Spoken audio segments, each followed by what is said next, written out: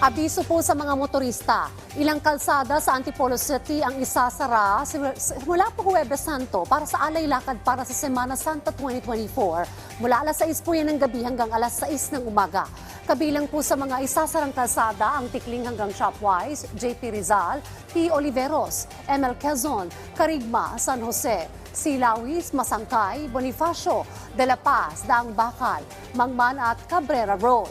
Magpapatupad rin po ng rerouting scheme kung saan ang mga sasakyan na galing po ng poblasyon ng Antipolo at mga kalapit na bayan ng Teresa at Angono papuntang Marcos Highway ay pwedeng dumaan sa Circumferential Road, Sumulong Highway at Olalia Road.